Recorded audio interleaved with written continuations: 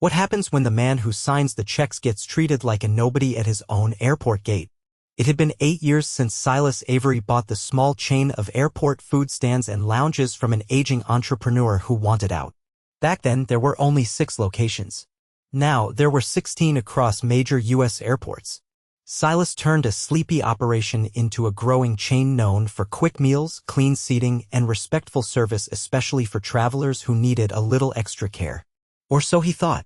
Lately, he'd been hearing whispers from the corporate reports.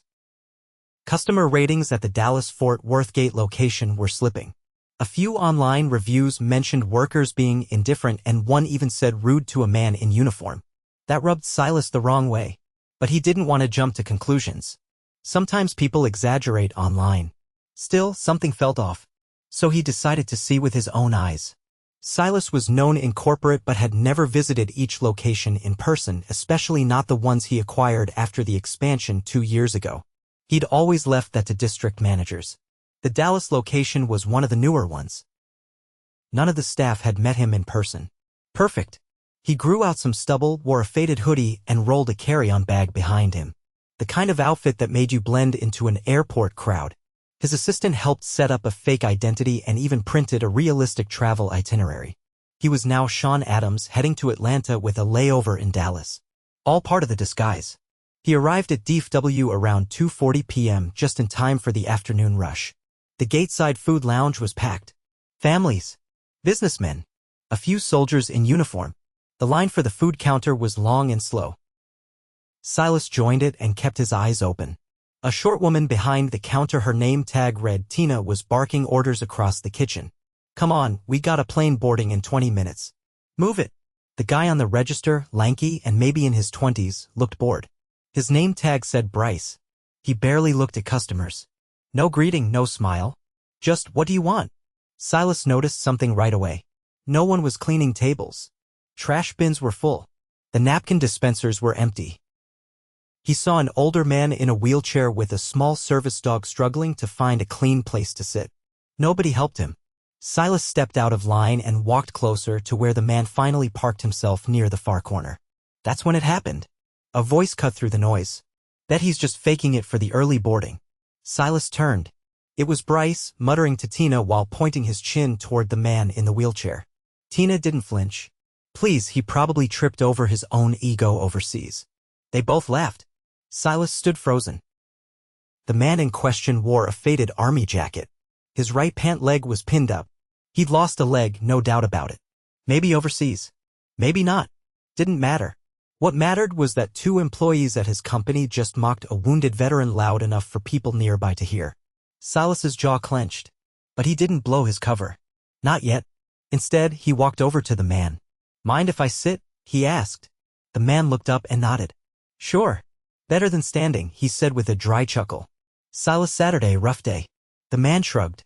"Nah, just used to folks pretending not to see me." "That's life." Silas glanced over his shoulder.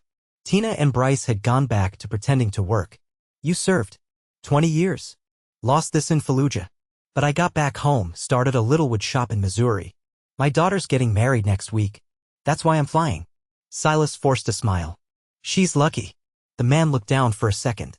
"You know, I don't need special treatment. I just want to be treated like a human being." That sentence stuck with Silas like a nail to the chest. He stayed with the man until boarding was called. Helped him grab his bag and walked him to the gate. As the man left, he turned to Silas. "Thanks, son. You the first one to talk to me today." After he was gone, Silas didn't go back to the counter. He pulled out his phone and stepped aside to call his assistant. "I'm staying in Dallas tonight. Book me a hotel near the airport." "Everything okay?" "No. I'm going to apply for a job here tomorrow. As a trainee." There was a pause on the other side. "You sure?" "Dead sure." Silas hung up and stared at the food stand. He felt sick. Angry. But he wasn't going to fix this with an angry phone call. He needed to see more. The next morning, Silas walked into the employee entrance in a navy polo shirt, name tag that said, Sean A., and a pair of black slip-resistant shoes. He'd shaved his stubble but kept the hoodie in his backpack. He looked like a guy desperate for a job, low-key, harmless. The manager, a tall man in his 40s named Dave, greeted him without much interest. "You're the new guy?" Yeah. Sean Adams. Whatever. Let's go. Dave didn't ask for background, didn't offer a handshake. Just motioned him through the back hallway and straight into the cramped kitchen. You'll shadow Bryce on register. Don't get in the way. Bryce turned, recognized him from yesterday, but didn't flinch. Thought you were a customer. Guess not, Silas said with a shrug. Bryce rolled his eyes. Well, try not to mess up. The rest of the day was a mess. Silas watched employees cut corners left and right. Tina yelled at a girl for taking too long to reheat soup. Dave disappeared into the back for long stretches. And Bryce? He made sarcastic comments to anyone who looked like they needed help: older folks, parents with kids, a woman who didn't speak English fluently. Silas kept a straight face, but every hour made it harder. Then, during the evening rush, a young man in uniform came in. National Guard. Probably just out of training. He looked nervous. Silas watched Bryce lean in. Let me guess, gonna flash your ID for a free drink, huh? The soldier blinked. No, sir. Just a sandwich. Bryce laughed. Relax, Private. I'm just messing with you. The soldier flushed red. That was it? Silas stepped away from the register, walked into the back, and closed the break room door. He sat down on a crate of napkins and let out a long breath. He wasn't just disappointed. He was ashamed. And tomorrow they'd all find out who he really was. Silas arrived early the next morning, long before the first flight boards. The air still carried the faint scent of jet fuel and floor disinfectant. He stepped through the service entrance again, this time with a clearer view of the back hallway scuff tile, flickering fluorescent lights, a wall-mounted clock that was 7 minutes fast. He passed the dry storage room, where a teenage employee was crouched beside a stack of sealed soup containers, scribbling something into a small notebook. She looked up, startled, and quickly tucked it into her apron. You starting today too? She asked. Second day, Silas said. She nodded once. I'm Kayla. They said I'm on prep, but I haven't seen anyone show me what that means yet. Silas opened the kitchen door and held it for her. Then we'll figure it out together. Inside, the heat from the griddle already had a grip on the air. Dave was adjusting a thermostat on the wall using the edge of a plastic fork. He didn't look up. If you're not slicing or serving, you're standing in the way, he said. Kayla looked at Silas. He motioned toward the sink. Come on, let's just start washing up. By the time passengers began trickling in, Silas had already seen enough to understand how things ran when no one was watching. The morning shift moved in slow waves. Tasks got skipped. Food sat in warming trays longer than the posted time limits. Plastic utensils were restocked only after someone asked. Silas kept track of who did what and, more importantly, who didn't. At one point, a man in a pilot's uniform stopped in for a coffee before heading to his gate. Bryce handed him a cup without a lid and turned his back before the man could say anything. Tina walked in 15 minutes after her scheduled time, holding a smoothie from another vendor. She dumped her purse next to the register and said nothing as she slipped on gloves with one hand. Clock in? Kayla asked her. Tina didn't even glance over. Mind your own time card. Silas saw Kayla press her lips together and return to slicing tomatoes. By mid-morning, the lounge filled fast. The flight to Denver had been delayed 3 hours and people were looking for places to sit. A mother with a crying toddler asked if she could warm up a bottle behind the counter. Health code, Bryce said. Can't touch outside stuff. You could just say no like a person, the woman muttered. I just did, Bryce said, already turning away. Silas stepped in. Give me a second, he told her, heading to the back. He filled a cup with hot water and brought it out. Not the same, she said, but took it anyway. Thanks for trying. Bryce watched from the side, shaking his head. You're not gonna last long if you keep doing favors. Silas didn't answer. He went back to the sink, cleaned the counter, and kept his eyes open. Every interaction now felt like a slow unraveling of something rotten buried just under the surface. Near noon, Silas spotted a man in a suit standing by the service window. He wasn't ordering, just observing. His ID badge hung from a lanyard, face down. Silas stepped over. Looking for someone? The man turned. I'm from corporate. Surprise inspection. You from the regional team? Silas paused. No. New hire. Then tell your manager he's got 5 minutes before this place goes on a compliance checklist. Silas nodded, walked back inside, and found Dave hunched over his phone in the break area. Guy from corporate's out front, he said. Dave didn't move. What's he look like? Blazer, clipboard, looks annoyed. Dave stood and pulled his shirt tighter around his waist. Great. The last one took photos of the sink and wrote us up for a loose soap dispenser. He pushed through the kitchen and out front. Silas waited a beat, then slipped back into the break room. He opened the binder near the microwave labeled Training Materials. Half the sheets were missing.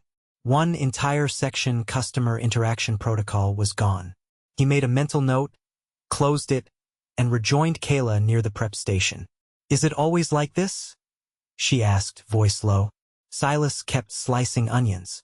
Like what? Unorganized. Angry. Like no one cares if we sink. He wiped his hands on a towel. Why'd you take the job? I needed weekend hours. My dad's sick. I help pay for meds. I thought airport jobs were supposed to be better than mall food courts. But here, no one even knows what my name is. Silas nodded once. I know your name. She gave a quiet laugh, tired but grateful. The afternoon wore on. Dave returned from speaking with the inspector, muttering under his breath about paper pushers. Bryce took a break and spent it watching videos on his phone with the volume up. Tina disappeared for 20 minutes without telling anyone. Then, just before the evening surge, they got hit. A delayed flight from Chicago dumped over 100 passengers into the terminal at once. Lines formed in minutes. The register beeped nonstop. One of the fryers went down. A child slipped on a spilled soda and started crying. Someone shouted from the far end of the lounge that the bathroom was out of paper towels. Dave barked orders from behind the counter, but none of them made sense. Silas tried to keep up, but the chaos deepened. People grew restless. One woman demanded a refund because her salad was still frozen in the middle. I don't want excuses, she said. I want food that's not dangerous. Silas stepped in. Let me take care of that. I'll get you something fresh. He walked back to the prep area only to find the cooler door ajar and the thermometer blinking red. The temperature had dropped too low. Half the produce might be unusable. Has anyone logged the fridge temp today? He asked. Kayla looked up. What log? Silas scanned the wall. No temperature chart anywhere. He turned and found Tina wiping the counter with the same rag she'd used on the floor. Do you sanitize the between areas? He asked. She narrowed her eyes. You're not a supervisor. Stay in your lane. That was the moment it turned. The woman from earlier whose salad had been replaced walked up again, this time with a man in airport security uniform next to her. She says you served her unsafe food, the officer said. Dave appeared instantly. That's not true. We've had 100% compliance today. No violations. Silas stepped forward. Actually, the cooler's too warm, the prep logs aren't posted, and there's no sanitizer protocol for the cleaning cloths. Dave's face twisted. You need to shut up before you get written up. The officer looked between them. I'm going to file a report. You can follow up with airport facilities. The woman left, shaking her head. Silas turned back to Dave. You're going to end up hurting someone if this keeps up. Dave took a step forward. You think you know how to run this place? You've been here 2 days. You don't know anything. Silas didn't reply. He walked to the back, opened his backpack, and pulled out his phone. He dialed a number and waited. Yeah, he said. I need someone from HR and legal on site tomorrow morning. Tell them to meet me here at 7 sharp. He hung up and sat down at the same crate he'd found the day before. Tomorrow he wouldn't be Sean Adams. Tomorrow, he'd walk in as Silas Avery with contracts in hand and consequences ready. Because the truth wasn't just that his team was failing. It was that they stopped believing anyone was watching. It was just after 6 in the morning when Silas walked through the side entrance. No hoodie, no name tag, no disguise. His black jacket was pressed, and a leather folder was tucked under his arm. The early prep crew hadn't even unlocked the front counter yet. The kitchen lights buzzed above him as he stepped inside. Tina was restocking napkins near the drink fountain and glanced up without recognition. You're early, she said, not stopping what she was doing. Silas didn't answer. He kept walking until he reached the back hallway and stopped outside the manager's office. The door was cracked open. Dave sat at the desk with his feet propped up on a plastic crate. sipping coffee from a branded mug. His phone was in one hand, and he was scrolling through something with the other. Silas knocked once, then pushed the door open fully. Dave looked up, confused. "You need something? You're not on shift today." "I'm aware," Silas said. Dave squinted. "Sorry. What department are you from?" Silas stepped inside, set the leather folder down on the desk, and opened it slowly. "My name is Silas Avery. I own this company. You've been managing one of my locations without ever meeting me. That changes today." Dave's face drained of color. Silas pulled out a printed stack of notes and placed them onto the desk. "This is a rundown of every issue I observed in the last 48 hours. It includes time-stamped incidents, unsafe food handling, unprofessional behavior, and several violations of company policy." Dave sat up straight, lowering the coffee cup without a word. "You told a new employee to stay in their lane when they asked about sanitation," Silas continued. "You ignored a corporate inspection yesterday and lied about compliance. But more than that, you've built a culture where people either look the other way or they walk away." Dave leaned forward slightly. "Mr. Avery, I didn't know you were." "You didn't need to know who I was to treat people decently," Silas interrupted. "And you didn't need to know I was watching to follow basic protocol." The hallway behind him filled with the sound of footsteps. A man and woman entered, both wearing plain business attire and carrying slim briefcases. The woman gave a quick nod to Silas, then turned to Dave. "We're from HR and legal," she said. "We'll need a few minutes of your time." Dave stood as if on instinct, his chair scraping the floor behind him. "I've got a family," he said. "We're not here to embarrass anyone," the HR rep replied. "But we are here to protect the company and its people." Silas stepped back into the hallway without another word. He didn't need to hear the rest. He walked through the prep area and into the front lounge. The first wave of passengers was arriving, dragging carry-ons and squinting at gate monitors. Bryce was standing behind the counter in his usual slouch, tapping a plastic straw against the edge of a smoothie cup. Silas stopped in front of him. "Bryce." Bryce looked up confused. Then recognition hit him like a slap. "You wait. You were the guy in the hoodie." Silas didn't bother confirming it. "I need you to come with me," he said. Bryce hesitated. "I'm on register." "Not anymore." Silas led him into the back hallway and stopped near the employee locker area. A security staffer from the airport stood nearby, arms crossed, neutral expression in place. "I watched you mock a wounded veteran 2 days ago," Silas said. "You did it loud enough for others to hear. You made a soldier feel small for asking for a sandwich." Bryce opened his mouth, then closed it again. "We have a zero-tolerance policy for that kind of behavior," Silas said. "You're being dismissed immediately. Your final check will be mailed to the address on file." Bryce turned to the security guard. "You serious?" "She's just here to make sure there's no scene," Silas said. "You're free to walk out. But you're not stepping behind that counter again." Bryce stood frozen for a moment, then slowly walked to the lockers, grabbed his backpack, and left without another word. Silas exhaled once and turned toward the prep area. Kayla had just arrived and was tying her apron. She looked up when she saw him. "You came back," she said. Silas nodded. "I did." She hesitated. "So, who are you really?" He motioned for her to follow him to the break room. Once inside, he sat across from her. "My name's Silas. I built this company after buying it from someone who'd run it quietly for years. I thought I knew how things were going. I didn't." Kayla sat back in her chair, still processing. "I know you were taking notes," he said. "I saw the notebook. I'd like to read it if you're willing." She reached into her apron, slowly pulled it out, and handed it over. "I started writing stuff down because I thought if I said anything out loud, I'd get fired," she said. "But also, it just felt wrong to let it keep happening." Silas flipped through the pages. Each entry was dated. Notes about expired ingredients, cold food served warm, coworkers crying in the freezer so no one would see them. "You want to stay?" he asked. She looked surprised. "What?" "I need someone on the team who's got eyes open and doesn't look away when things get messy. I think that might be you." She hesitated, then nodded. "I want to stay. But not like it was before." "It won't be." Silas stood, closed the notebook, and tucked it under his arm. Before he left, he turned to her again. "You ever notice the man who comes in every Tuesday with the rolling briefcase and asks for extra mustard packets?" She thought a second. "Yeah. Always leaves a tip, never says much." "Why?" "He's one of our original investors. Still flies commercial. Still stops in here every trip. If he saw what I saw this week, he'd pull his money tomorrow. Kayla didn't say anything. She didn't need to. Silas stepped back onto the floor. The lounge was starting to fill. Passengers lined up. A child dropped a toy and started to cry. The air buzzed with the usual noise. But something had shifted.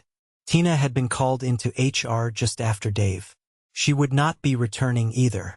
2 new team members from a nearby location were already in transit to fill the gaps. A regional training supervisor was scheduled to arrive by the end of the day. Silas stayed until the afternoon, quietly observing. He didn't speak unless spoken to.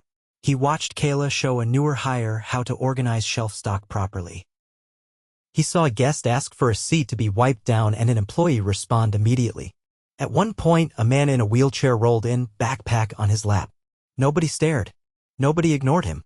A young team member walked over, offered to carry his tray, and guided him to a table near the window. Silas watched him settle in, open a paperback, and sip his coffee. He didn't say anything. He didn't need to. Leadership wasn't about being seen. It was about what happened when you weren't. And now finally, things were starting to change. The following Tuesday, Silas returned to the Dallas airport. This time, no disguise, no pretense. He didn't slip through the employee entrance or hide behind a mop sink. He walked straight in through the terminal like any other traveler and stopped in front of the food lounge, now noticeably quieter in tone and cleaner in appearance. The trash bins were emptied. The condiment station had been reorganized, and the floor near the drink fountain was dry. No stray napkins scattered around. A new face stood at the register, a young man with a calm voice and deliberate demeanor, answering a customer's question without glancing at the clock. Silas scanned the room, watching for signs, gestures, details, habits. It was early afternoon and the rush hadn't started yet. He took a seat near the edge of the lounge and waited. Kayla spotted him first. She was walking out from the back with a tray of wrapped sandwiches and paused when she noticed him. Her posture straightened, but not with nerves. She looked focused. She set the tray behind the counter, gave a few quiet instructions to the new prep worker, then walked over. "I figured you might show up again," she said, resting her elbow lightly on the back of the chair across from him. "I wanted to see it for myself." She sat down. "We're still figuring things out. But it's not chaos anymore.